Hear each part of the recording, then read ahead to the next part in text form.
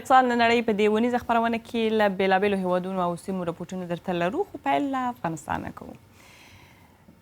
عامه او خصوصي مشارکت که نورو هیوادو غوندې د افغانستان د غټې اقتصادي پالیسۍ یو برخه ده چې د دې حکومت د رامنځته کېدو سره دې ته ډېر زیات پام وشو او دا د موږ د اقتصادي تحولاتو یا د اقتصادي اصلاحاتو په سر کې قرار لري.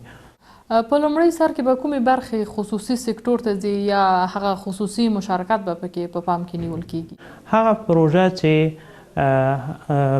هغه که چیرې موږ د دولت لخوا نه تطبیق کو او که د خصوصي سکتور لخوا نه تطبیق کو، د دې دواړو تګلارو ګټې او تاوانونه دا دواړه سره سنجول کیږي.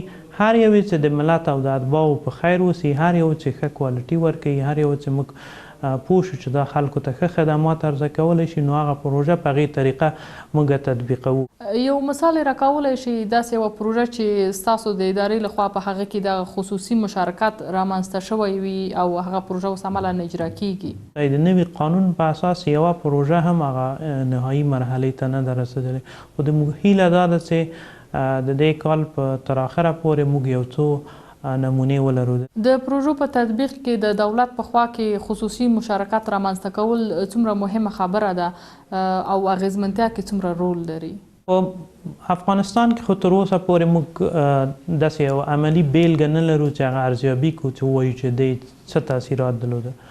مثلا که انګلستان مثال ورکړو چې هلته تقریبا 20% د خپله دغه پانګونه چې په هیواد کې شوې ده دا دغه مشترکه پانګونه ده، او په هره ساحه کې مثلا که موږ او تاسې وګورو په د سړک په برخه کې، د هوایي ډګرونو په برخه کې، د صحي خدماتو په برخه کې، په هره برخه کې هغلته خپل تاثیرات درلودل.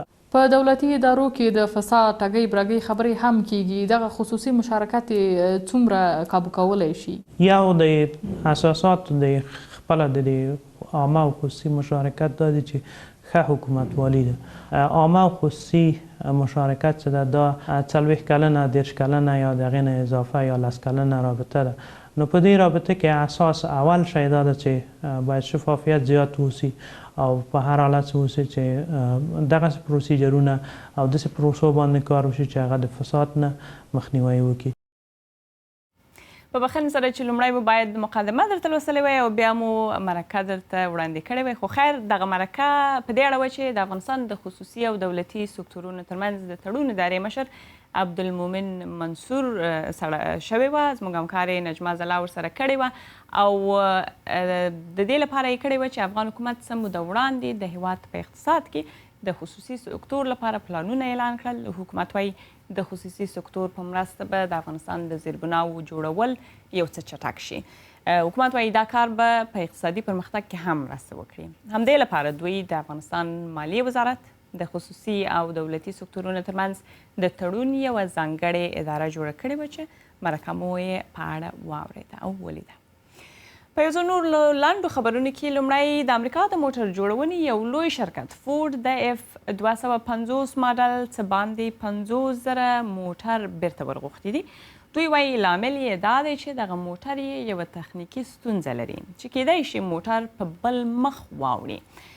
فورډ وایي هغه موټر چې په امریکا او کاناډا کې د 2018 کال له پیل راهیسې پلورل شوي ښایي دغه ستونزه ولري. دا په تېره اونۍ کې درېیم ځل دی چې فورډ شرکت د بېلابېلو ستونزو له امله خپل پلورل شوي موټر بیرته له مشتریانو ورغواړي. د بریتانیا حکومت نن اعلان وکړ چې راتلونکې اونۍ به یې ځینې چارواکي هند ته لاړ شي چې د سوداګرۍ ځینې تړونونه وکړي. بریتانیا له اروپایي ټولنې د وتو په حال کې ده او هڅه کوي چې له نورو هیوادونو سره سوداګریزې اړیکې جوړې کړي. هند په دې سفر کې د دې هیواد د مالیې وزیر فلیپ هامند، د انګلستان بانک مشر مارک کارني او ځینې نور کسان ورځي. د اوپک سازمان مشر محمد بارکینو وایي عراق ډاډ ورکړی دی چې د نړیوال قانون درناوی به وکړي او خپل د تیلو تولیدات به راکم کړي. ښاغلي بارکینو په بغداد کې د انرژۍ یوه کنفرانس ته خبرې کولې. وایي تیر کال د تیلو لویو تولیدونکو هیوادونو ترمنځ تړون وشو چې د تیلو تولید او صادرات کم کړي. عراق له سعودي وروسته د تیلو دوهم لوی تولیدونکی او صادروونکی هیواد دی. مس خو خامخا پیژنئ. د افغانستان په لوګر کې یې لوی کان شته چې عینکې بولي. د 5 کلونو پخوا په پرتله د مسو بیه تیر کال ټیټه وه، خو په دې وروستیو کې بازار یو څه ښه شوی دی. ښایي یو دلیل یې دا وي چې امریکایي ولسمشر ډانلډ ټرمپ وویل چې په امریکا کې به پر بنسټیزو پروژو ډېرې پیسې لګوي. د پروژو لپاره مس اړتیا ده. خو آیا د دې توکي په بیه کې ښه والی د افریقا په هغو سیمو کې هم خلکو ته ګټه لري چې د مسو په کانونو کې کار کوي؟ رپورټ کې یې ګورو. پر لوحه لیکلي د زمبیا د مسو د کان ښارګوټي ته ښه راغلاست. معنا دغه ولایت د مسو د کړۍ فعاله کان لري، خو داسې ښکاري چې خبره بله ده. په تیره بیا دې کاروباري ته چې دغه قصابي چلوي. موږ هیله لرله چې حالت به سم شي، ځکه د مسو بیه مخ پر لوړېدو شوه، خو چې ورته ګورو نو حالت پر هغه ځای ولاړ دی. خواشینونکې ده. موږ ډېر څه نشو کولی. خرڅلاو یې ښکته کېږي او موږ یې په رښتیا اغېزمن کړي یو. دلته د کانونو کاروبار ته ډېر تاوان په دې اوښتی چې د مسو بیې کښته پورته کېږي او د حکومت تګلاره هم ورسره پر یوه قرار نه ده ولاړه. شرکتونه وایي پرمختګ ته لا اوږده لار په مخ کې ده. ثبات او بیا هم ثبات ته د تګلارې په جوړولو کې اړتیا ده. د تګلارې په بدلولو کې تاوان نشته، خو موږ فکر کوو هر حکومت چې اقتصاد اداره کوي نو باید تګلارې داسې بدلې کړي چې د حالت وړاندوینه کولی شي او د پرمختګ ملاتړ وکړي، نه یوازې په وده کې بلکې پانګونې ته هم پام وکړي.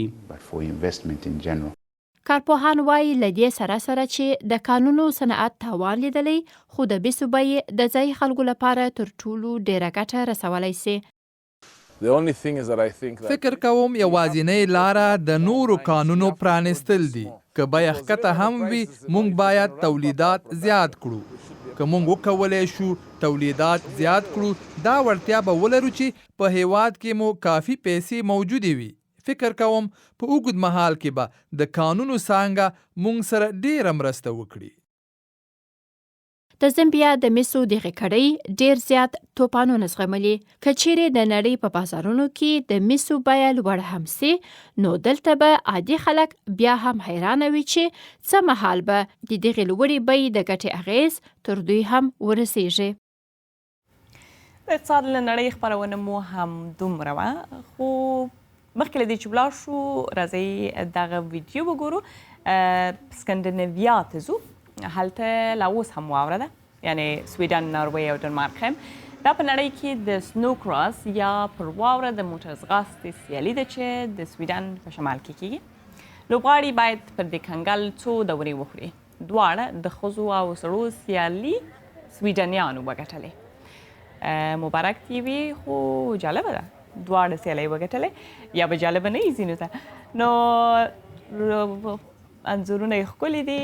د خبري خپرونه مو هم دلته په همدې باندې پای ته رسېږي، خو کوم پوره نه وي لیدلي او یا یې غواړئ په خپل وخت کې بیا وګورئ، کولی شئ، ځکه د 24 ساعتونو لپاره په ویبپاڼه باندې پرته وي. هلته که لاړ شئ BBC پښتو ټکي.com کې موندلی شئ.